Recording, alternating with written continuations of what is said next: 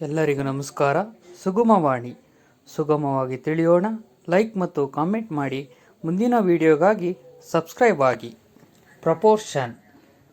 When two ratio are equal they are set to be in proportion. ಅಂದರೆ ಯಾವುದೇ ಎರಡು ರೇಷಿಯೋಗಳು equal ಆಗಿದ್ರೆ, ಅಂದರೆ ಸಮವಾಗಿದ್ರೆ, ಅದನ್ನು ನಾವೇನಂತ ಕರಿತೀವಿ? ಪ್ರಪೋರ್ಷನ್ ಅಂತ ಕರಿತೀವಿ. ಅರ್ಥ ಆಯ್ತಲ್ಲ? ಸೊ ರೇಷಿಯೋ ಅಂದರೆ ಅನುಪಾತ. ಅನುಪಾತ ನಾನು ಏನು ಹೇಳಿದ್ದೀನಿ ಅಂದರೆ ಎರಡು ಕ್ವಾಂಟಿಟಿಯ ನಡುವಿರುವಂಥ ಸಂಬಂಧವನ್ನು ತಿಳಿಸುವಂಥದ್ದೇ ನಾವೇಂತ ಕರಿತೀವಿ? ರೇಷಿಯೋ ಅಂತ ಕರಿತೀವಿ. ಅಂದರೆ ಎ ಎಂಬ ವ್ಯಕ್ತಿ 5 ವರ್ಷ, ಬಿ ಎಂಬ ವ್ಯಕ್ತಿ 10 ವರ್ಷ. ಇಲ್ಲಿ ನಾವು 5:10 ಅಂತ ಕರಿತೀವಿ. 5:10 ಅಂದರೆ ಎ ಮತ್ತು ಬಿ ಎಂಬ ವ್ಯಕ್ತಿಯ ನಡುವಿನ ಏಜ್ನ ಏನು ಮಾಡ್ತೈತೆ? ರೇಷಿಯೋ ಮುಖಾಂತರ ಹೇಳ್ತೈತೆ.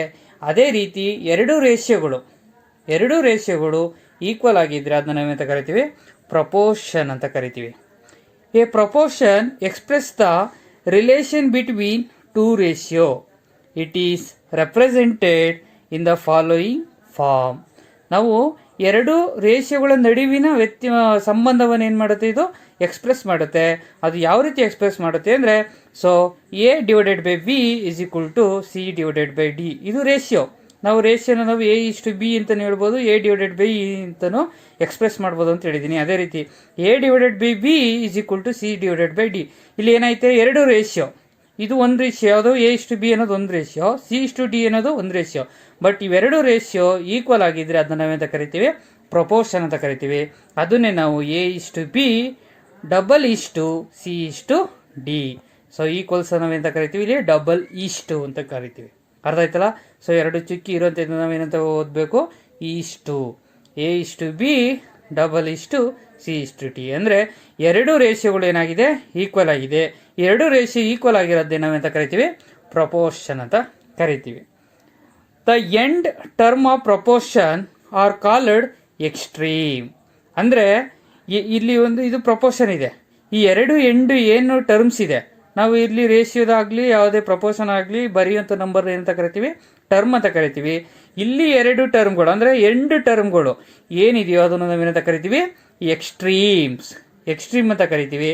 ಅದೇ ರೀತಿ the middle terms are called means. ಇವೆರಡನ್ನ ನಾವು ಎಕ್ಸ್ಟ್ರೀಮ್ ಅಂತ ಕರೆದ್ರೆ ಇವೆರಡನ್ನ ನಾವೇನಂತ ಕರಿತೀವಿ? ಮೀನ್ಸ್ ಅಂತ ಕರಿತೀವಿ. ಇದನ್ನೇ ನಾವು ಪ್ರಪೋರ್ಷನ್ ಅಂತ ಕರೆಯೋದು. ಅರ್ಥ ಆಯ್ತಲ್ಲ?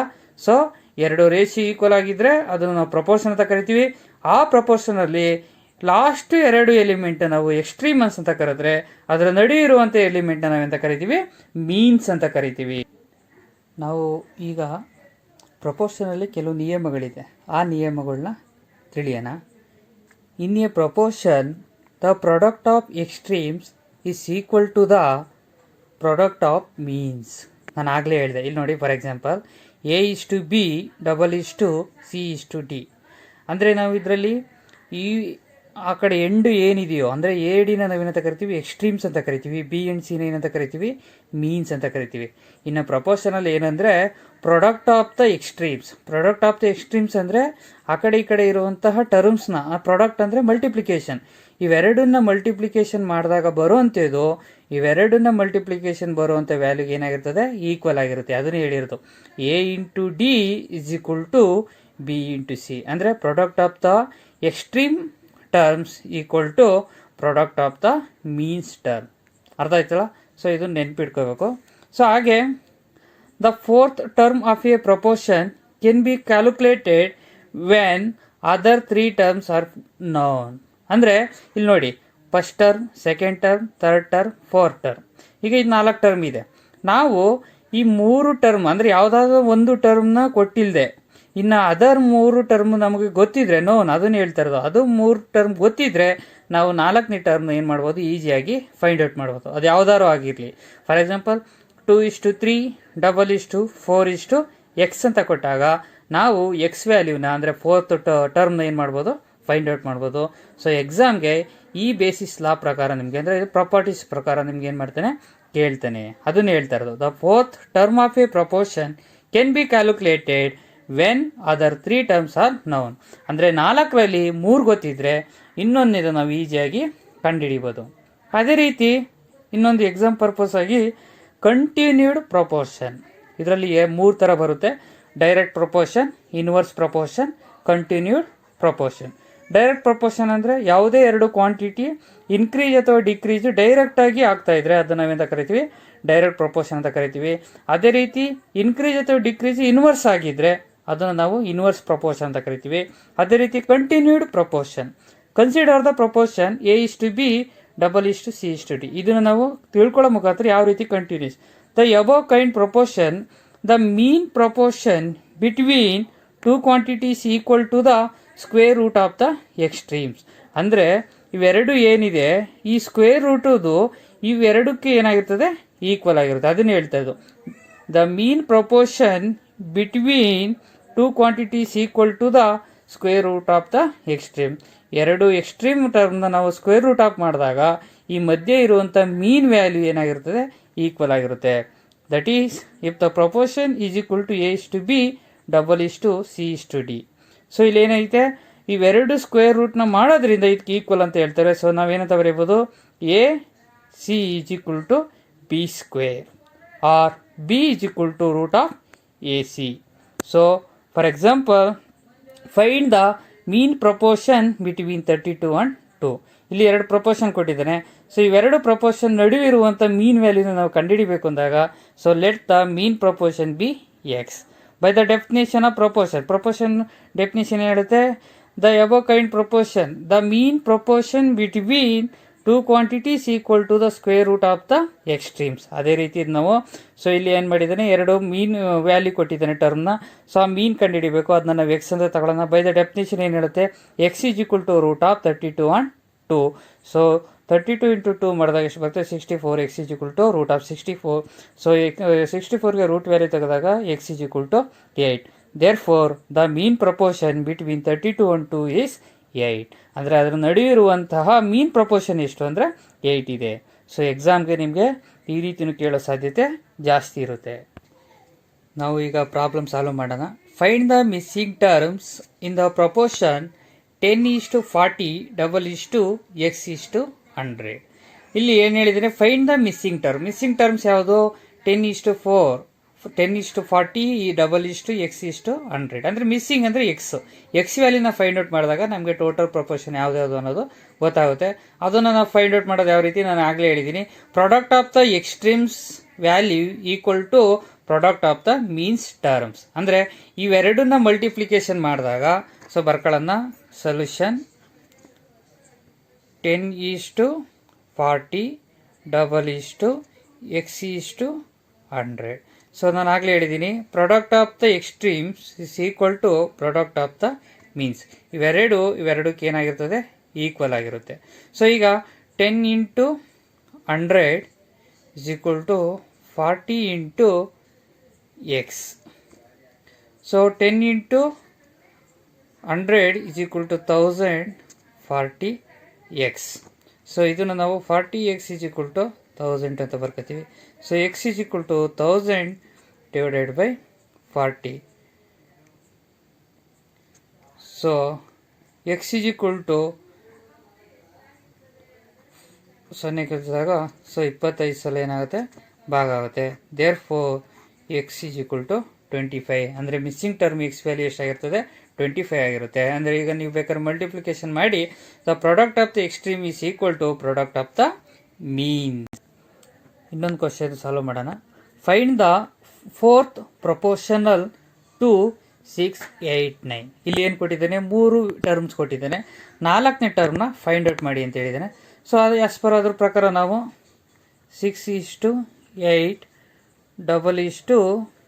9:x ಅಂತ ಬರೆಯೋಣ. ಸೊ ಫೋರ್ತ್ ಒಂದು ಟರ್ಮ್ ಇದು ನಾವು ಕಂಡುಹಿಡಿಬೇಕಾದ್ರೆ ಫೋರ್ತ್ ಪ್ರಪೋರ್ಷನಲ್ಲು. So 6:8 9:x. ಸೊ ನಾವು ಪ್ರಾಡಕ್ಟ್ ಆಫ್ ದ ಹೇಳಿದ್ನಲ್ಲ, product of the extreme is equal to product of the means. So ನಾವು 6 × x = 8 × 9. 6x = 72. So x = 72 / 6. Therefore x = 12. ಅರ್ಥ ಆಯ್ತಲ್ಲ. ಸೊ ಇದನ್ನು ನಾವೇನು ಕರಿತೀವಿ, find the fourth proportional to 6, 8, 9. So ಅದೇ ರೀತಿ ಇನ್ನೊಂದು ರೀತಿ ಕ್ವಶನ್ ಕೇಳ್ತಾನೆ, find the third proportional to 5 and 10. ಇಲ್ಲಿ ನೋಡಿ ಇದೇ ಬೇರೆ ಥರ. Find the third proportional to 5 and 10. 5 ಮತ್ತು 10 ಮೂರರ ಪ್ರಪೋರ್ಷನಲ್ ಎಷ್ಟು ಅಂತ ಹೇಳಿದ್ದಾನೆ. So let third proportional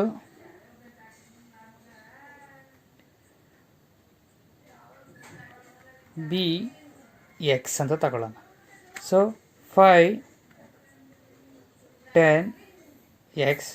so ನಾವು B square is equal to root of A C ಇದೆಯಲ್ಲ, ಸೊ ಅದನ್ನಾರು ತಗೋಬೋದು. B square is equal to A C ತಗೋಬೋದು. ಸೊ ಬಿ ಅಂದರೆ ಎಷ್ಟು 10, A B C 10 square is equal to A ಅಂದರೆ ಎಷ್ಟು 5, C ಅಂದರೆ ಎಷ್ಟು ಎಕ್ಸ್. 10 ಸ್ಕ್ವೇರ್ ಅಂದರೆ ಎಷ್ಟು 100, 5 into X 5x. So x is equal to 100 divided by 5. Therefore x is equal to 20. ಅರ್ಥ ಆಯ್ತಲ್ಲ. ಸೊ ಈ ರೀತಿ ಕೊಟ್ಟಾಗ ನಾವೇನು ಮಾಡ್ತೀವಿ, ಈ ರೀತಿ ಫೈಂಡ್ ಮಾಡ್ತೀವಿ. Find the third proportional to 5 and 10. Let the third proportional be X ಅಂತ ತಗೊಳ್ಳೋಣ.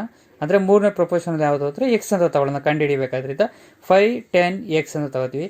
B square is equal to A C ಅಥವಾ B is equal to root of A C. So ಇಲ್ಲಿ ನಮಗೆ ಎಕ್ಸ್ ಥರ್ಡ್ ಪ್ರಪೋರ್ಷನ್ ಕೊಟ್ಟಿದ್ರೆ ಈ ರೀತಿ ತಗೊಳ್ಳೋಣ. B ಅಂದರೆ ಸೊ ಎ ಬಿ ಸಿ ಅಂತ ತಗೊಂಡಾಗ ಬಿ ಅಂದರೆ 10 square is equal to A ಅಂದರೆ 5, ಸಿ ಅಂದರೆ ಎಕ್ಸ್. ಸೊ 10 ಸ್ಕ್ವೇರ್ ಅಂದರೆ 10 into 10 100 is equal to 5 into X 5x. So X is equal to 100 divided 5. Therefore X is equal to 20. ಸೊ ಇನ್ನೊಂದು problem solve ಮಾಡೋಣ. Find the value of X in the proportion X plus 3 is to 3x minus 5 double is to 27:60. ಇಲ್ಲಿ 4 terms ಕೊಟ್ಟಿದ್ದೇನೆ same ಪ್ರಪೋರ್ಷನ್ನು, but ಇಲ್ಲಿ X value ಕೊಟ್ಟಿದ್ದರಿಂದ ಸೊ ನಾವು ಇದನ್ನ ಸಾಲ್ವ್ ಮಾಡಿದಾಗ ನಮಗೆ ಎಕ್ಸ್ ವ್ಯಾಲ್ಯೂ ಸಿಗುತ್ತೆ. ಸೊ ನಾನು ಆಗಲೇ ಹೇಳಿದ್ದೀನಿ product of the extreme is equal to product of the means. ಅಂದರೆ ಈ ಲಾಸ್ಟ್ ಎರಡನ್ನ ಮಲ್ಟಿಪ್ಲಿಕೇಶನ್ ಮಾಡೋ ವ್ಯಾಲ್ಯೂ ಇವೆರಡು ವ್ಯಾಲ್ಯೂಗೆ ಮಲ್ಟಿಪ್ಲಿಕೇಶನ್ ಮಾಡಿದಾಗ ಈಕ್ವಲ್ ಆಗಿರುತ್ತೆ ಅನ್ನೋ ಲಾ ಪ್ರಕಾರ ನಾವು ಸೊ ಬರ್ಕೊಂಡಾಗ ನಮ್ಗೆ ಏನು ಸಿಗುತ್ತೆ, ಎಕ್ಸ್ ವ್ಯಾಲ್ಯೂ ಫೈಂಡ್ ಔಟ್ ಮಾಡ್ಬೋದು ಈಸಿಯಾಗಿ. ಸೊ ನಾನು ಇದು ಬರೆದಿರೋದ್ರಿಂದ ಡೈರೆಕ್ಟಾಗಿ ಬರ್ಕೋತೀನಿ. ಸೊ ಈಗ ನಾವು ಮೀನ್ಸ್ ಮಲ್ಟಿಪ್ಲಿಕೇಶನ್ ಅದು ಬರ್ಕೋಬೋದು, ಎಕ್ಸ್ಟ್ರೀಮ್ ಮಲ್ಟಿಪ್ಲಿಕೇಶನ್ ಅದು ಯಾವುದಾದ್ರೂ ಮೊದಲು ಬರ್ಕೋಬೋದು. ಸೊ ಈಗ ಮೀನ್ಸ್ ಇರೋದು 3x ಮೈನಸ್ 5 ಮಲ್ಟಿಪ್ಲಿಕೇಶನ್ 27. ಅಂದರೆ ಇವೆರಡು ಮೀನು, ಇವೆರಡು ಎಕ್ಸ್ಟ್ರೀಮು. ಸೊ ಇದು ಬ್ರಾಕೆಟ್ ಇರೋದ್ರಿಂದ ನಥಿಂಗ್ ಬಟ್ ಮಲ್ಟಿಪ್ಲಿಕೇಶನ್, ಅದರಿಂದ ನಾನು ಮಲ್ಟಿಫೈ ಬರೆಯೋಕ್ಕಾಗಿಲ್ಲ. Next X plus 3 multiplication 60. So ಈಗ ಬ್ರಾಕೆಟ್ ಇರೋದ್ರಿಂದ ನಾವೇನು ಮಾಡಬೇಕು, ಹೋಲ್ ಮಲ್ಟಿಫೈ ಮಾಡಬೇಕು. So 27 into 3x 81x minus 27 into 5 135 is equal to, ನೀವು ಬೇಕಾದರೆ ಕ್ಯಾಲ್ಕುಲೇಟರ್ ತಗೊಂಡು ಸರ್ನು ಮಾಡ್ಕೊಳ್ಳಿ. ರಾಂಗ್ ಇದ್ದರೆ ರಾಂಗ್ ಇರ್ಬೋದು, ಕರೆಕ್ಟಾಗಿ ಮಾಡಿರ್ತೀನಿ, ಬಟ್ ನಿಮಗೂ ಚೆಕ್ ಮಾಡ್ಕೊಳ್ಳಿ ಅಂತ ಒಂದ್ಸಲ ಮಿಸ್ಟೇಕ್ ಮಾಡಿರ್ತೀನಿ, ಕರೆಕ್ಟಾಗಿ ನೋಡ್ಕೊಳ್ಳಿ. 60 into X 60x plus 60 into 3 180. So next equation ಇದೆ, ಈಕ್ವೇಷನ್ ನಾವು ಈ ಕಡೆ ತರೋಣ. ಯಾವುದೇ ಹೇಳಿದ್ದೀನಿ ಈಕ್ವೇಷನಲ್ಲಿ ಈಕ್ವಲ್ಸಿಂದ ಲೆಫ್ಟಿಂದ ರೈಟ್ ಆರ್ ಬರಲಿ, ರೈಟಿಂದ ಲೆಫ್ಟ್ ಆರ್ ಬರಲಿ, ಸೈನ್ಸ್ ಏನಿದೆ ಅಂದರೆ ಚಿಹ್ನೆಗಳು ಪ್ಲಸ್ ಇದ್ದರೆ ಮೈನಸ್ ಆಗುತ್ತೆ, ಮೈನಸ್ ಇದ್ದರೆ ಪ್ಲಸ್ ಆಗುತ್ತೆ. ಇದು ಪ್ಲಸ್ 60 ಈಕ್ವಲ್ಸಿಂದ ಈ ಕಡೆ ಬಂದಾಗ ಮೈನಸ್ 60x ಆಗುತ್ತೆ ಇಸ್ ಈಕ್ವಲ್ ಟು 180 ಏನಿದೆ ಅಲ್ಲೇ ಬರ್ಕೋತೀನಿ. ಮೈನಸ್ 35 ಈಕ್ವಲ್ಸ್ ಲೆಫ್ಟ್ ಸೈಡಿಂದ ರೈಟ್ ಸೈಡ್ ಬಂದರೆ ಪ್ಲಸ್ 135 ಆಗುತ್ತೆ. 81xಲ್ಲಿ 60x ಕಳೆದ್ರೆ ಎಷ್ಟು ಬರುತ್ತೆ, 21x is equal to 180 plus 135 is equal to 315. So next x is equal to 315 divided by 21. Therefore x is equal to 15. Therefore x value ಏನು ಬರುತ್ತೆ 15 ಬರುತ್ತೆ. ಅರ್ಥ ಆಯ್ತಲ್ಲ. So find the value of x in the proportion. ಅಂದರೆ ಇಲ್ಲಿ ಏನು ಮಾಡಿದ್ದಾನೆ, x plus 3 is to 3x minus 5 double is to 27 is to 60. ಅವನು ಯಾವ ರೀತಿನಾದ್ರು ಕೊಡಲಿ, ಈ ರೀತಿ ಕೊಟ್ಟಾಗ ನಾವು product of the extremes is equal to product of the means ಅನ್ನೋದನ್ನ ತಿಳ್ಕೊಂಡ್ರೆ ಸೊ ಯಾವ ರೀತಿ ಕೊಟ್ಟರು ನಾವು ಈಸಿಯಾಗಿ ಮಾಡ್ಬೋದು. ಅವನೆಲ್ಲಾದರೂ ಎಕ್ಸ್ ಕೊಟ್ಟಿರಲಿ, ಹೇಗಾದರೂ ಕೊಟ್ಟಿರಲಿ, ಸೊ ಒಂದು ನೆನ್ಪಿಟ್ಕೋಬೇಕು, product of the extreme is equal to product of the means. ಅರ್ಥ ಆಯ್ತಲ್ಲ. ಇಲ್ಲೊಂದು ಕ್ವಶನ್ ಇದೆ, ಸೊ ಅದನ್ನು ಸಾಲ್ವ್ ಮಾಡೋಣ. 5 carpenter can earn ₹360 in 6 days working of 9 hours a day. How much will 8 carpenters can each in 12 days working at 6 hours a day. ಅಂದರೆ ಇಲ್ಲಿ ಮೊದಲು ಏನು ಮಾಡಿದ್ದಾನೆ, 5 ಕಾರ್ಪೆಂಟ್ರು ವರ್ಕ್ ಮಾಡಿದ್ರೆ 360 ರೂಪಾಯಿ ಸಿಗುತ್ತೆ. ಯಾವ ರೀತಿ? 6 ದಿನ, ಒಂದು ದಿನಕ್ಕೆ 9 ಗಂಟೆ ಥರ. ಹಾಗಾದರೆ 8 ಜನ 12 ದಿನದಲ್ಲಿ 6 ಗಂಟೆ ಥರ ಕೆಲಸ ಮಾಡಿದ್ರೆ ಎಷ್ಟು ಸಿಗುತ್ತೆ? ಸೊ ಇದನ್ನ ನಾವು ಡೈರೆಕ್ಟ್ ಪ್ರಪೋರ್ಷನ್ ಅಂತ ಕರಿತೀವಿ. So number of workers increase ಆದಂತೆ, ಅಂದರೆ ಕಾರ್ಪೊರೇಟ್ ಇನ್ಕ್ರೀಸ್ ಆದಂತೆ ನಂಬರ್ ಆಫ್ ಡೇಸು ಮತ್ತು ರೂಪೀಸ್ ಏನಾಗುತ್ತೆ, ಇನ್ಕ್ರೀಸ್ ಆಗುತ್ತೆ. ಸೊ ಇದನ್ನ ನಾವು ಡೈರೆಕ್ಟ್ ಪ್ರಪೋರ್ಷನ್ ಅಂತ ಕರಿತೀವಿ. ಡೈರೆಕ್ಟ್ ಪ್ರಪೋರ್ಷನ್ ಕೊಟ್ಟಾಗ ನಾವು ರೇಷಿಯೋನ ಮೊದಲು ಬರ್ಕೊಳ್ಳೋಣ. ಅಂದರೆ ಇಲ್ಲಿ 2 ರೇಷಿಯೋ ಕೊಟ್ಟಿದ್ದೀನಿ ನೋಡಿ, ಇಲ್ಲಿ 5 ಕಾರ್ಪೆಂಟ್ರು 8 ಕಾರ್ಪೆಂಟ್ರು, ಇವೆರಡನ್ನ ಕಂಪೇರ್ ಮಾಡಿಕೊಂಡು ಆ ರೇಷಿಯೋ ಬರ್ಕೊಂಡು ಅದನ್ನು ನಾವು ಪ್ರಪೋರ್ಷನಲ್ ಆಗಿ ಬರ್ಕೊಂಡಾಗ ನಾವು ಈಸಿಯಾಗಿ ಇದನ್ನ ಸಾಲ್ವ್ ಮಾಡ್ಬೋದು. ಸೊ ಇದು ನಾನು ಏನು ಹೇಳ್ತೀನಿ ಅದನ್ನ ಕ್ಲಿಯರಾಗಿ ಕಟ್ಟಾಗಿ ಕೇಳ್ಕೊಳ್ಳಿ. ಇದೇ ರೀತಿ ನಿಮಗೆ ಬೇರೆ ಬೇರೆ ರೀತಿ ಕೊಡ್ತಾನೆ. For example 5 valuers can valuate 20 papers in 6 days working at 9 hours per day. ಈ ರೀತಿ ಏನು ಬೇಕಾದರೂ ಕೊಡ್ಬೋದು. ಸೊ ಒಂದು ಮಾದರಿನ ನಾನು ನಿಮ್ಗೆ ಹೇಳಿರ್ತೀನಿ, ಇದನ್ನು ಬೇರೆ ಬೇರೆ ರೀತಿ ಕೊಟ್ಟಾಗ ಈ ರೀತಿ ಮಾಡೋದನ್ನ ನೀವು ಮಾತ್ರ ತಿಳ್ಕೊಳ್ಳಿ. ಸೊ ನಾವು ಮೊದಲು ಏನು ಮಾಡ್ಕೊಳ್ಳೋಣ, ರೇಷಿಯೋ ಬರ್ಕೊಳ್ಳೋಣ. ಸೊ ಮೊದಲು ರೇಷಿಯೋ ಬರ್ಕೊಳ್ಳೋಣ. ಸೊ ರೇಷಿಯೋ ಏನಿದೆ, ಕಾರ್ಪೆಂಟರ್ ರೇಷಿಯೋ, ಕಾರ್ಪೆಂಟರ್ಸ್ ರೇಷಿಯೋ ಮೊದಲನೇದು ಎಷ್ಟಿದೆ, 5 ಇದೆ. ಕೇಳಿರೋದೆಷ್ಟು, 8. ಸೊ ಮೊದಲು 5 ವರ್ಕ್ ಮಾಡ್ತಾವ್ರೆ, ಈಗ 8 ವರ್ಕ್ ಮಾಡಿದ್ರೆ ಎಷ್ಟಾಗುತ್ತೆ ಅಂತ ಕೇಳ್ತಾ ಇರೋದು. ಡೇಸ್ ರೇಷಿಯೋ, ಮೊದಲು 5 ಜನ ಎಷ್ಟು ದಿನ ವರ್ಕ್ ಮಾಡ್ತಾವ್ರೆ, 6 days. ಸೊ ಕೇಳಿರೋವಂಥ ವರ್ಕ್ ಡೇಸ್ ಎಷ್ಟು ಹೇಳಿದ್ದಾನೆ, 12 days. ಇಲ್ಲಿ ನೋಡಿ. So next hours. ಸೊ ಕೊಟ್ಟಿರೋಂಥ data 9 hour per day work ಮಾಡಿದ್ರೆ ಕಂಡುಹಿಡಿಬೇಕಾಗಿರೋ ಡೇಟಾ ಎಷ್ಟು, 6 hours ಪರ್ ಡೇಗೆ. ಆಯಿತಾ? ಹಾಗಾದರೆ ಸೊ ಮೊದಲನೇರು ಇಷ್ಟು 5 ಕಾರ್ಪೆಂಟ್ರು 6 ದಿನ 9 ಗಂಟೆ ಕೆಲಸ ಮಾಡಿದ್ರೆ ಎಷ್ಟು ದುಡ್ಡನ್ನ ಸಂಪಾದನೆ ಮಾಡ್ತಾರೆ, 360 ರೂಪಾಯಿ ಹೇಳಿದ್ದಾನೆ. Can earn 360 rupees. ಇಷ್ಟು ಅವನು ಕೇಳಿರೋದು 8 ಕಾರ್ಪೆಂಟ್ರು 12 days 6 hour ಹತ್ರ ವರ್ಕ್ ಮಾಡಿದ್ರೆ ಎಷ್ಟು, ಅದನ್ನು ನಾವೆಂತ ತಗೊಳ್ಳೋಣ, ಎಕ್ಸ್ ಅಂತ ತಗೊಳ್ಳೋಣ. ಇದನ್ನು ನಾವು ಪ್ರಪೋರ್ಷನಾಗಿ ಬರ್ಕೊಳ್ಳೋಣ. ಏನು, 5 × 6 × 9 ಇಷ್ಟು 8 × 12 × 6 ಡಬಲ್ ಇಷ್ಟು 360 ಇಷ್ಟು ಎಕ್ಸ್. ಸೊ ಈಗ ನಿಮಗೆ ಈಸಿಯಾಗಿ ಗೊತ್ತು. ಈ ಥರ ಪ್ರಪೋರ್ಷನ್ ಕೊಟ್ಟಾಗ extreme value product of the extreme is equal to product of the mean star. So ಇದನ್ನ ಮಲ್ಟಿಪ್ಲಿಕೇಶನ್ ಮಾಡೋಣ. ಮಲ್ಟಿಫೈ ಮಾಡಿದಾಗ ಎಷ್ಟು ಬರುತ್ತೆ, 270 ಇಷ್ಟು 576 ಡಬಲ್ ಇಷ್ಟು 360 ಇಷ್ಟು ಎಕ್ಸ್. ಸೊ ಈಗ product of the extreme, product of the means. So 270 × x, 270x is equal to 576 × 360. So 270x is equal to 27360. ಇವೆರಡು ಮಲ್ಟಿಫೈ ಮಾಡಿದ್ರೆ ನಮಗೆ ಎಷ್ಟು ಬರುತ್ತೆ, 2,07,360 ಬರುತ್ತೆ. So next x is equal to 2,07,360 divided by 270. Therefore x is equal to 768. Therefore 8 carpenter can earn rupees 768 in 12 days working at 6 hours day. ಅರ್ಥ ಆಯ್ತಲ್ಲ? So ಈ ರೀತಿ ಮಾಡೋದು. ನಾವು ಮೊದಲು ಅವ್ನು ಕೊಟ್ಟಿರೋಂಥ ಡೇಟಾನ ಬರ್ಕೊಳ್ಳೋಣ. ಅವ್ನು ಕೊಟ್ಟಿರೋಂಥ ಡೇಟಾ ಫೈಂಡ್ ಔಟ್ ಮಾಡಬೇಕಾಗಿರೋಂಥ ಡೇಟಾ. ಸೊ ಕೊಟ್ಟಿರೋ ಡೇಟಾ ಎಷ್ಟು ಅರ್ನಿಂಗ್ಸ್ ಮಾಡ್ತಾನೆ, ಸೊ ಕೇಳಿರೋಂಥ ಡೇಟಾ ಎಷ್ಟು ಅರ್ನಿಂಗ್ಸ್ ಮಾಡ್ತಾನೆ, ಅದನ್ನೇ ಕಂಡು ಹಿಡಿಬೇಕಂದ್ರೆ ಎಕ್ಸ್ ತಗೊಳ್ಳೋಣ. ಸೊ ಇದನ್ನ ನಾವು ಇವು ಮೂರನ್ನ ಮಲ್ಟಿಫೈ ಮಾಡೋಣ, 1 ರೇಷಿಯೋ. ಇವು ಮೂರನ್ನ ಮಲ್ಟಿಫೈ ಮಾಡೋಣ, 1 ರೇಷಿಯೋ. ಸೊ ಅರ್ನಿಂಗ್ 1 ರೇಷಿಯೋ, ಇದೊಂದು ರೇಷಿಯೋ. ಸೊ 4 ಎಲಿಮೆಂಟ್ಸ್ ಇದೆ. ಸೊ ಇವೆರಡು ಇದು ಈಕ್ವಲ್ ಆಗಿದೆ ಅಂದಾಗ ನಾವು ಇದನ್ನ ಪ್ರಪೋರ್ಷನ್ ಅಂತ ಕರಿತೀವಿ. So product of the extremes is equal to product of the means.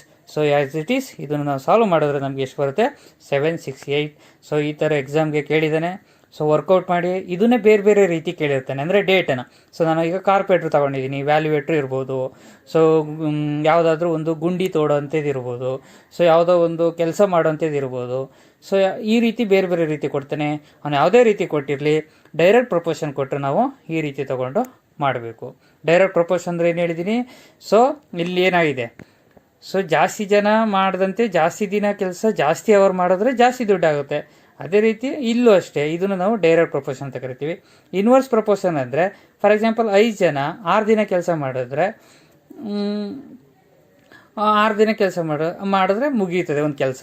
ಅದೇ ರೀತಿ 8 ಜನ ಮಾಡಿದ್ರೆ ಅದೇ ಎಷ್ಟು ದಿನಕ್ಕೆ ಮುಗೀತದೆ? ಹಾಗೆ ಕಡಿಮೆ ದಿನ. ಯಾಕೆಂದರೆ ನಂಬರ್ ಆಫ್ ವರ್ಕರ್ಸ್ ಇನ್ಕ್ರೀಸ್ ಆಗುತ್ತೆ, ನಂಬರ್ ಆಫ್ ಡೇಸ್ ಏನಾಗುತ್ತೆ, ಕಡಿಮೆ ಆಗುತ್ತೆ. ಇದನ್ನು ನಾವು ಇನ್ವರ್ಸ್ ಅಂತ ಕರಿತೀವಿ. ಅದನ್ನು ಒಂದು ಪ್ರಾಬ್ಲಮ್ ಸಾಲ್ವ್ ಮಾಡೋಣ. ಸೊ ಇಲ್ಲಿ ನೋಡಿ question, 10 men complete a job in 12 days. ಅಂದರೆ 10 ಜನ ಒಂದು ಕೆಲಸವನ್ನು ಮುಗಿಸಲು 12 ದಿನ ತಗೋತಾರೆ. How many days will take for 15 men to complete a job? ಅಂದರೆ 15 ಜನ ಕೆಲಸ ಮಾಡಿದ್ರೆ ಎಷ್ಟು ದಿನದಲ್ಲಿ ಆ ಕೆಲಸವನ್ನು ಮುಗಿಸ್ತಾರೆ? ಇಲ್ಲಿ ನೋಡಿ, 10 ಜನ 12 ದಿನ ಮಾಡಿದ್ರೆ 15 ಜನ ಆಟೋಮೆಟಿಕ್ಕಾಗಿ ಎಷ್ಟು ಜನ ಆಯಿತು, ಬೇಗ ಮುಗೀತದೆ. ಅಂದರೆ ಇದು ಏನಾಯ್ತದೋ ಇನ್ವರ್ಸ್ ಆಯಿತು. ಸೊ ನಂಬರ್ ಆಫ್ ಮೆನ್ನು ಇನ್ಕ್ರೀಸ್ ಆದಂತೆ ನಂಬರ್ ಆಫ್ ಡೇಸ್ ಏನಾಗುತ್ತೆ, ಡಿಕ್ರೀಸ್ ಆಗುತ್ತೆ. ಅದರಿಂದ ಇದನ್ನು ನಾವು ಇನ್ವರ್ಸ್ ಪ್ರಪೋರ್ಷನ್ ಅಂತ ಕರಿತೀವಿ. ಸೊ ಇಲ್ಲಿ ನಾವು ಬರ್ಕೋಬೇಕಾದ್ರೆ ಒಂದು ಕೇರ್ಫುಲ್ ಬರ್ಕೋಬೇಕು. Same as it is men ratio ಬರ್ಕೊಳ್ಳೋಣ. ಅಂದರೆ ಕೇಳಿರುವಂಥ ಮೆನ್ ರೇಷಿಯೋ, ಕೊಟ್ಟಿರುವಂಥ men ratio. So men ratio so ಎಷ್ಟು ಹೇಳಿದ್ದೇನೆ, 10 ಕೊಟ್ಟಿರೋವಂಥ ಡೇಟಾ. ಫೈಂಡ್ ಔಟ್ ಮಾಡಬೇಕಾಗಿರೋಂಥ ಡೇಟಾ 15, ಅಂದರೆ 10 ಜನ 15 ಜನ. ಡೇಸು ಸೊ 10 ಜನ 12 ದಿನದಲ್ಲಿ ಮಾಡಿದ್ರೆ 15 ಜನ ಎಷ್ಟು ದಿನದಲ್ಲಿ ಮಾಡ್ತಾರೆ, ಎಕ್ಸ್. ಸೊ ಇದನ್ನ ನಾವು ಪ್ರಪೋರ್ಷನ ಬರ್ಕೋಬೇಕು. ಪ್ರಪೋರ್ಷನ ಬರ್ಕೋಬೇಕಾದ್ರೆ ಇನ್ವರ್ಸ್ ರೇಷಿಯೋದಲ್ಲಿ ಸ್ವಲ್ಪ ಚೇಂಜಸ್ ಇರುತ್ತೆ. ಸೊ ನಾವು ಫೈಂಡ್ ಔಟ್ ಮಾಡಬೇಕಾಗಿರೋಂಥ ರೇಷಿಯೋನ ಮೀನಲ್ಲಿ ಬರ್ಕೋಬೇಕು. ಸೊ ನಾವೇನು ಮಾಡ್ದೋ, ಸೊ ನಾವು ಅಲ್ಲಿ ಡೈರೆಕ್ಟ್ ಪ್ರಪೋರ್ಷನಲ್ಲಿ ಇಲ್ಲಿಗೆ ಎಕ್ಸ್ ಹಾಕೋತಿದ್ದೋ, ಅಂದರೆ ಫೈಂಡ್ ಔಟ್ ಮಾಡಬೇಕಾಗಿರೋದು. ಬಟ್ ಇಲ್ಲಿ ಎಕ್ಸ್ ಕೊಟ್ಟಾಗ ನಾವು ಈ ಮೀನಲ್ಲಿ ಹಾಕೊಂಡ್ರೆ ನಮ್ಗೆ ಏನಾಗುತ್ತೆ, ಈಸಿಯಾಗಿ ಫೈಂಡ್ ಔಟ್ ಮಾಡ್ಬೋದು. ಯಾಕೆಂದರೆ ಇದು ಇನ್ವರ್ಸ್ ಪ್ರಪೋರ್ಷನು. ಸೊ ಈಗ as it is same, extreme product of the extremes product of the means. So 15 into x, 15x is equal to 10 into 12. So 15x is equal to 120. So x is equal to 120 divided by 50. So therefore x is equal to 8. ಅಂದರೆ 15 ಜನ ಎಷ್ಟು ದಿನದಲ್ಲಿ ಮುಗಿಸ್ತಾರೆ, 8 ದಿನದಲ್ಲಿ ಮುಗಿಸ್ತಾರೆ. 10 ಜನ ಆದರೆ 12 ದಿನದಲ್ಲಿ ಆಯ್ತಾರೆ, 15 ಜನ ಆದರೆ 8 ದಿನದಲ್ಲಿ ಮುಗಿಸ್ತಾರೆ. therefore so 15 men complete the job in 8 days. So important question, ಇದನ್ನು ಕೇಳಿದ್ದಾನೆ. ಸೊ ಇದನ್ನು ಬೇರೆ ಬೇರೆ ಡಿನೋಮಿನೇಷನಲ್ಲಿ ಕೇಳ್ತಾನೆ. ಸೊ ಒಂದು ತಿಳ್ಕೊಂಡ್ರೆ ಅದನ್ನು ಈಸಿಯಾಗಿ ಮಾಡ್ಬೋದು. A purse contains of rupee 50 paise 25 paise coins. If the coins being the ratio of 2:3:10 and their value is rupees 72, find the number of coins of each coin. ಇಲ್ಲೇನು ಹೇಳ್ತಾ ಇದ್ದಾರೆ ಅಂದರೆ, ಒಂದು ಪರ್ಸ್ ಇದೆ. ಆ ಪರ್ಸ್ ಒಳಗಡೆ, ಆ ಪರ್ಸು ಏನು ಒಳಗೊಂಡಿದೆ ಅಂದರೆ rupee coin, 50 paise coin, 25 paise coin. ಅದು ಎಷ್ಟಿದೆ ಅಂತ ಹೇಳಿಲ್ಲ, ಬಟ್ ಎಷ್ಟಿದೆ ಅಂದರೆ ರೇಷಿಯೋ ಹೇಳಿದ್ದಾನೆ, 2:3:10. ಅಂದರೆ 2 ರೇಷಿಯೋ ಇದ್ದರೆ ಅದು ರುಪಿ 2 ರೇಷಿಯೋ ಎಷ್ಟಿದೆ, 50 paise 3 ರೇಷಿಯೋ ಎಷ್ಟಿದೆ, 25 paise 10 ರೇಷಿಯೋ ಎಷ್ಟಿದೆ. ಆದರೆ ಅವೆಲ್ಲಗಳ ಮೊತ್ತ, ಆ ಪರ್ಸಲ್ಲಿರುವಂಥ ಟೋಟಲ್ ಅಮೌಂಟ್ ಎಷ್ಟಿದೆ ಅಂತ ಹೇಳಿದರೆ 72 ರೂಪೀಸ್ ಇದೆ. ಆ 72 ರೂಪೀಸಲ್ಲಿ ₹1 ಕಾಯಿನ್ ಎಷ್ಟಿದೆ, 50 paise ಕಾಯಿನ್ ಎಷ್ಟಿದೆ, 25 paise ಕಾಯಿನ್ ಎಷ್ಟಿದೆ ಅನ್ನೋದನ್ನ ನಾವು ಕಂಡುಹಿಡಿಬೇಕು. ಸೊ ಇದನ್ನ ನಾವು ರೇಷಿಯೋ ಮತ್ತು ಪ್ರಪೋರ್ಷನ್ ಪ್ರಕಾರ ಆರಾಮಾಗಿ ಕಂಡುಹಿಡಿಬೋದು. ಅದನ್ನು ಕಂಡುಹಿಡಿಯೋಕ್ಕಿಂತ ಮುಂಚೆ ಸೊ ಏನೇನು ಕೊಟ್ಟಿದ್ದಾನೆ ಬರ್ಕೊಳ್ಳೋಣ. ಸೊ ಅವನು ಏನೇನು ಕೊಟ್ಟಿದ್ದಾನೆ, ದ ರೇಷಿಯೋ ಆಫ್ ಕಾಯಿನ್ಸ್ ಅಂತ ಹೇಳಿದ್ದಾನೆ. So ratio number of coins 2:3:10. ಅಂದರೆ 2:3:10ನಲ್ಲಿ 6 ರೂಪೀಸ್ ಏನಿದೆ ಕಾಯಿನ್ಸ್ ಇದೆ. ಅಂದರೆ ₹1, 50 paise, 25 paise. ಓಕೆನಾ? So therefore the ratio value ಅಂದರೆ ಎಷ್ಟಿದೆ value, the ratio of value 2:1 ಅಂದರೆ 1 ರೂಪಾಯಿಂದು 2 ರೇಷಿಯೋ ಇದೆ. 3:1/2. 50 ಏನದ ನಾವೇನು ತಗೋತೀವಿ, 50/100 ಅಂದರೆ ಟೋಟಲ್ 50 ಪೈಸೆ ಅಂತ ನಾವು ಅರ್ಧ ಅಂತ ತಗೋತೀವಿ. ಸೊ 25 ಪೈಸೆಗೆ ಏನು ಬರುತ್ತೆ, 1/4 ಬರುತ್ತೆ. ಸೊ 10 × 1/4. ಅದೇ 75 ಪೈಸೆ ಅಂತ ಕೊಟ್ಟಿದ್ರೆ ಏನು ಬರುತ್ತೆ, 3/4 ಅಂತ ಬರುತ್ತೆ. ಅರ್ಥ ಆಯ್ತಲ್ಲ. ಸೊ ಇದು ನೆನ್ಪಿಟ್ಕೊಳ್ಳಿ. 50 ಪೈಸೆ ಅಂತ ಕೊಟ್ಟಿದ್ರೆ 1/2 ಅಂತ ತಗೊಳ್ಳಿ. ಸೊ ಯಾಕೆಂದರೆ ಈಜಿ ಕ್ಯಾಲ್ಕುಲೇಷನು. 25 ಆದರೆ 1/4 ಅಂತ ತಗೊಳ್ಳಿ. 75 ಪೈಸೆ ಆಗಿದ್ರೆ 3/4 ಅಂತ ತಗೊಳ್ಳಿ. ಸೊ ಅದನ್ನು ನಾವು ಮಲ್ಟಿಪ್ಲಿಕೇಶನ್ ಮಾಡೋಣ. ಸೊ ಏನು ಕೊಟ್ಟಿದ್ದೇನೆ, 2 × 1 2 × 1 ಡೈರೆಕ್ಟ್ ಅವರ್ ಏನು, 2 × 1 2 3 × 1 10 × 1 10/4. ಸೊ ಈಗ ರೇಷಿಯೋ ಏನಾಯಿತು, ವೇರಿಯೇಷನ್ ಇದೆ. ಸೊ ನಾವು ಇದನ್ನ ಕಾಮನ್ ಆಗಿ ಡಿವೈಡೆಡ್ ಬೈ ಆಗಬೇಕು ಅಂದಾಗ 2 ಇಂದ ಮಲ್ಟಿಫೈ ಮಾಡಿದ್ರೆ, ಸೊ ಇಲ್ಲಿ ನೋಡಿ ಒಂದು ನೆನ್ಪಿಟ್ಕೊಳ್ಳಿ, ನಾವು ಯಾವುದೇ ಒಂದು ವ್ಯಾಲ್ಯೂನ ಮಲ್ಟಿಪ್ಲಿಕೇಶನ್ ಮಾಡೋದಾಗಲಿ ಡಿವೈಡೆಡ್ ಮಾಡ್ಬೇಕಾದ್ರೆ ಒಂದೇ ವ್ಯಾಲ್ಯೂಯಿಂದ ಎಲ್ಲ ರೇಷಿಯೋನ ಇಲ್ಲ ಮಲ್ಟಿಫೈ ಮಾಡಬೇಕು, ಎಲ್ಲ ರೇಷಿಯೋನ ಡಿವೈಡೆಡ್ ಮಾಡಬೇಕು. ಅವಾಗ ಮಾತ್ರ ಅದು ಈಕ್ವಲ್ ಆಗಿರುತ್ತೆ. ಒಂದಕ್ಕೆ ಬೇರೆ ವ್ಯಾಲ್ಯೂ ಇನ್ನೊಂದಕ್ಕೆ ಬೇರೆ ವ್ಯಾಲ್ಯೂನ ಮಲ್ಟಿಫೈ ಆಗಲಿ ಡಿವೈಡೆಡ್ ಬೈ ಮಾಡಬಾರ್ದು. ಸೊ ಈ 3 ರೇಷಿಯೋಗೆ ಯಾವುದೇ ವ್ಯಾಲ್ಯೂನ ಡಿವೈಡ್ ಮಾಡಿ ಅಥವಾ ಯಾವುದೇ ವ್ಯಾಲ್ಯೂನ ಮಲ್ಟಿಫೈ ಮಾಡಿ, ಅಂದರೆ ಒಂದೇ ವ್ಯಾಲ್ಯೂ, ಆವಾಗ ಆ ರೇಷಿಯೋ ಈಕ್ವಲ್ ಆಗಿರುತ್ತೆ. ಇಲ್ಲಿ 2 ಕಾಮನ್ ಆಗಿ ನಾವು ಮಲ್ಟಿಫೈ ಮಾಡಿದ್ರೆ ಈಸಿಯಾಗಿ ಸಾಲ್ವ್ ಮಾಡ್ಬೋದು. ಸೊ ಮಲ್ಟಿಪ್ಲಿಕೇಶನ 2 ತಗೊಂಡಾಗ 2 × 2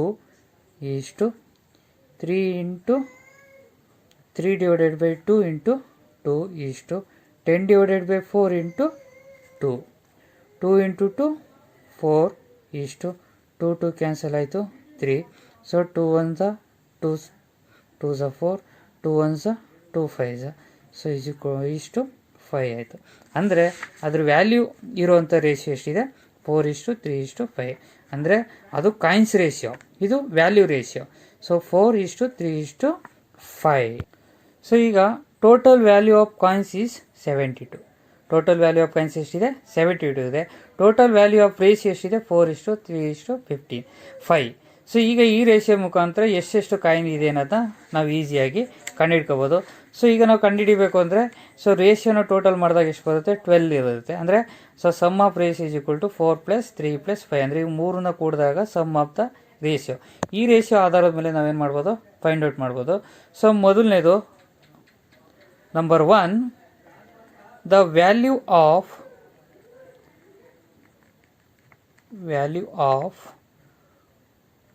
₹1 ಅಂದರೆ ₹1 ರೂಪಾಯಿ ಕಾಯಿನ್ ಎಷ್ಟಿದೆ ಅನ್ನೋದು. ಸೊ ಒಂದು ₹1 ಕಾಯಿನ್ ಎಷ್ಟಿದೆ, ಇಲ್ಲಿ 4 ಇದೆ. 4 ಟೋಟಲ್ ರೇಷಿಯೋ ಎಷ್ಟು, 12. ಟೋಟಲ್ ರುಪೀಸ್ ಎಷ್ಟು, 72. ಸೊ ನಾವು 12 72, 4 24. ಸೊ 12 12 12 22. ಸೊ 4 × 6 = 24. ಸೊ ಅಂದರೆ ₹1 ಅನ್ನೋದು ಎಷ್ಟು ಕಾಯಿನ್ ಇದೆ, 24 ಕಾಯಿನ್ ಇದೆ. ಸೊ ಅದೇ ರೀತಿ ಈಗ ನೆಕ್ಸ್ಟ್ ಫೈಂಡ್ ಔಟ್ ಮಾಡಬೇಕಾರೋದೇನು, value of 50 paise. The value of 50 paise. So paise ratio ಎಷ್ಟಿದೆ, 3 ಇದೆ.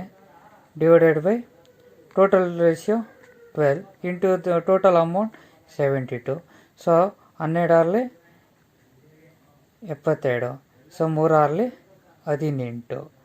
ಬಟ್ 50 ಪೈಸೆ ಅಂದಾಗ ಎಷ್ಟು, ಇಲ್ಲಿ ₹18 ಇರೋದು. ₹72 50 ಪೈಸೆ ರುಪೀಸ್ ಎಷ್ಟಿರೋದು, 18. ಬಟ್ 50 ಪೈಸೆ ಅಂದಾಗ ಎಷ್ಟು ಬರುತ್ತೆ, 18ರಲ್ಲಿ 2 ಕಾಯಿನ್ ಬರುತ್ತೆ. 18 ರೂಪಾಯಿ. 18 ರೂಪಾಯಿ ಅಂದಾಗ 50 ಪೈಸೆ ಕಾಯಿನ್ ಅಂದರೆ ಎಷ್ಟಾಯ್ತದೆ, ಡಬಲ್ ಆಯ್ತದೆ. ಸೊ ಅದರಿಂದ 18 × 2 = 36. ಅರ್ಥ ಆಯ್ತಲ್ಲ. ಸೊ ಇದೇನು 18 ಅನ್ನೋದು ₹72, 18 ಅನ್ನೋದು 50 ಪೈಸೆ ಇರುವಂತಹ ವ್ಯಾಲ್ಯೂ.